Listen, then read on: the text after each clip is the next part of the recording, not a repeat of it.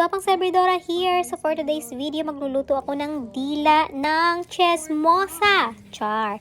Dila ng baboy guys. So first time ko itong gagawin. So first, pakukuluan mo lang siya. Lagyan mo lang ng konting paminta at ng laurel para maalis yung amoy. So pagka lumambot na guys, aalisin mo itong outer layer ng kanyang skin. Kasi yung dila niya guys, medyo hindi siya kaaya-ayang tingnan. So lilinisan mo mabuti.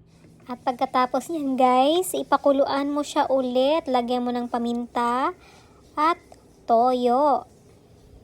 Ayan.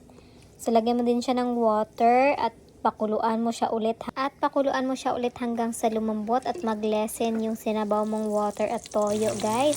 So pagkatapos niyan, magisa kayo ng bawang, sibuyas at pot. At pagkatapos ilagay mo na yung na slice mo ng dila ng chismosa. Char. Dila ng baboy. So after niyan, lagyan mo na siya ng tomato sauce. So frozen itong tomato sauce ko guys kasi tira yan nung last time na pagluluto ko. At ayan na nga, mukhang masarap na. Pero hindi pa yan masarap guys. Hindi, wala pang timpla.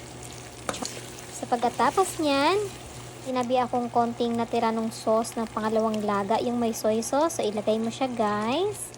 At pakuluan mo ng ma-beauty. Ayan, hanggang sa magkonti ulit yung sauce.